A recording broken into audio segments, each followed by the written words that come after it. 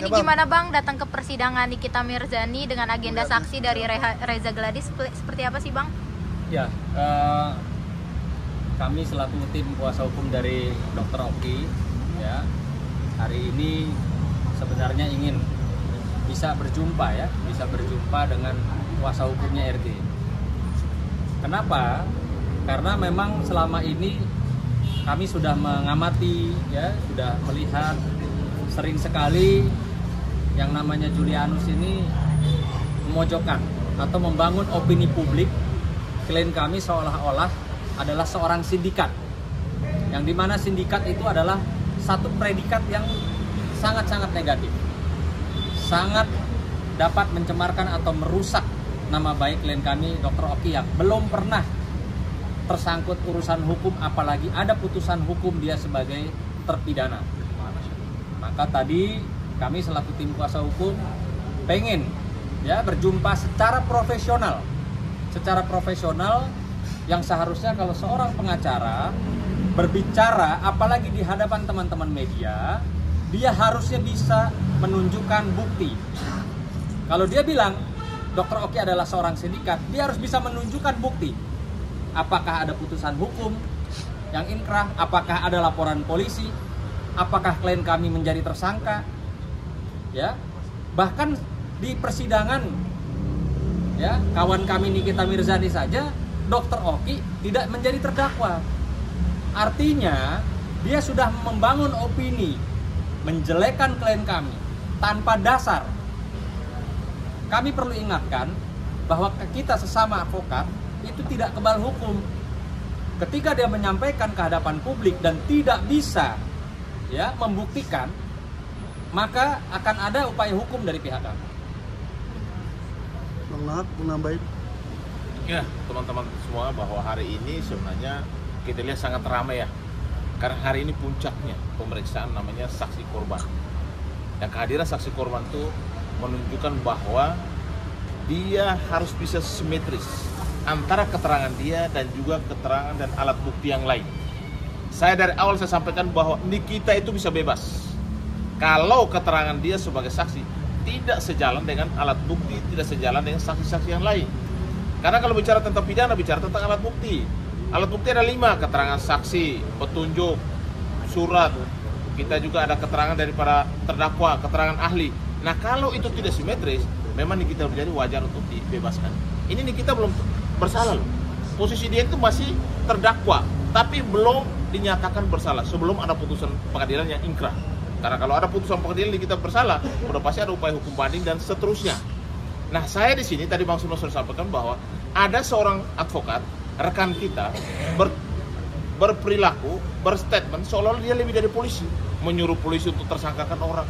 Kita advokat itu harus berbicara berdasarkan undang advokat.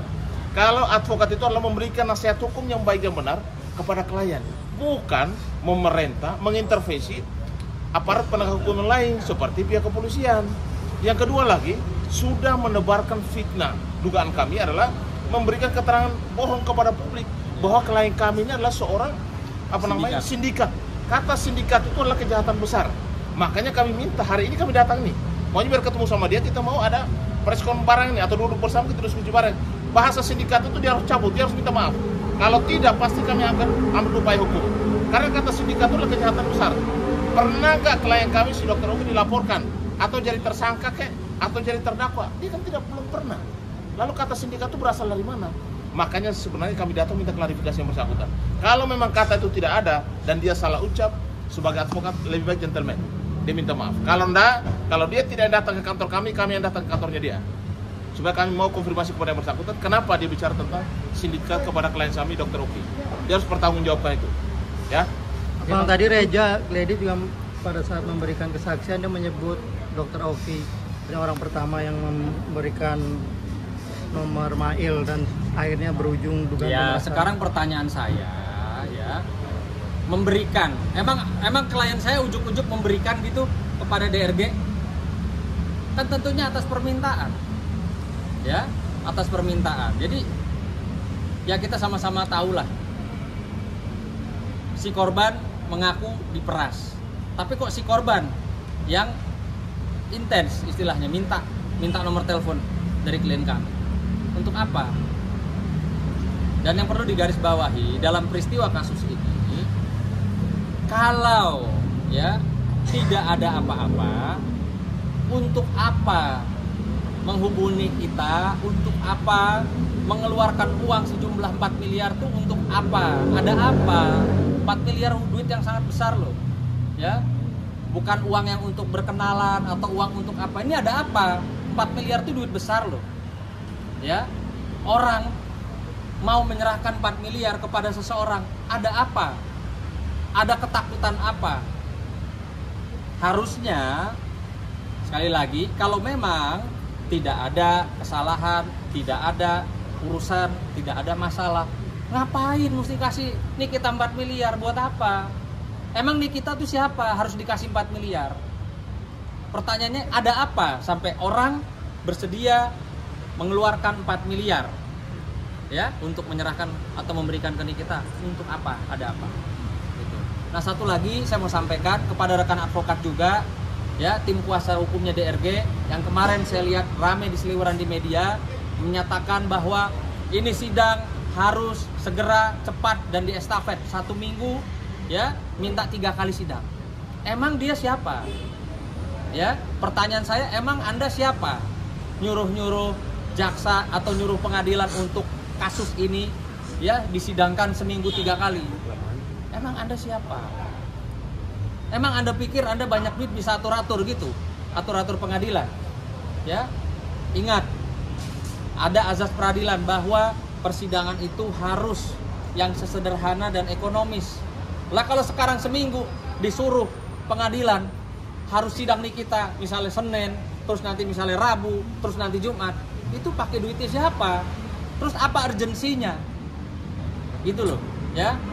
Saya mengingatkan juga nih. Saya lihat kan beliau kan lebih senior dari usia dari saya, mungkin juga jam terbang lebih tinggi. Nggak sepantasnya gitu loh ya, ngomong ke publik harus 1 minggu ini 3 kali sidang Nikita. Untuk apa? Apa urgensinya apa? Apakah ini kasus politis, kasus teroris, kasus yang menyebabkan mungkin kegaduhan yang luar biasa? Saya rasa enggak lah.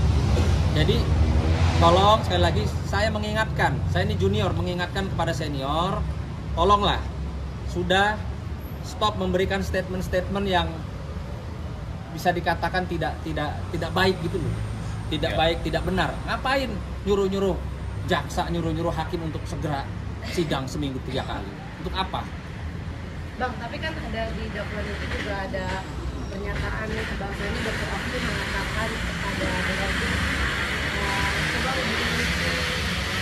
polisi harus nggak murah loh, mahal loh. Itu pernyataan itu gimana Bang? Ya, mungkin saya perlu jelaskan ya. Namanya juga keterangan saksi. Dia boleh bicara apa saja. Faktanya kan nggak ada. Bahwa klien kita hanya mempertemukan sebagai teman. Dan dia yang intens kok, si korbannya mengaku sebagai intens. Pasti ada melatar belakangnya penyerahan duit tersebut. Prinsipnya bahwa peradilan telah berproses, kita harus hormati pengadilan. Yang penting jangan ada intervensi terhadap pengadilan, terhadap jaksa. Karena kita ini advokat. Undang-undang kita jelas untuk advokat. Kita harus memberikan nasihat hukum yang baik dan benar kepada yang namanya klien kita. Bukan mengintervensi. Jangan mendikte peradilan. Iya, itu nggak boleh. Ya, itu bukan ranah kita. Makanya saya ingatkan si Pak Anus ini, ya, lo kalau memang gentleman ketemu saya, udah kita debat aja. Mau debat dimanapun saya siap kok. Dari dulu saya sudah bilang, udah debat aja. Saya akan minta klarifikasi. Kenapa dia bilang Dr. Oki itu adalah sindikat? Ya. Dia harus pertanggungjawabkan perbuatan. Omongan dia, omongan yang gede itu loh, yang seliuran kemana-mana. Kalau lu udah datang ke kantor saya datang ke kantor kamu, gitu loh. Kita biar jelaskan dan selesaikan urusan ini, karena ini fitnah. Dan saya yakin adalah kebohongan publik yang sangat besar. Ya. Bahasa yang namanya sindikat itu adalah kejahatan besar. Makanya dia harus buktikan itu. Oke? Cukup ya? Cukup, Bang.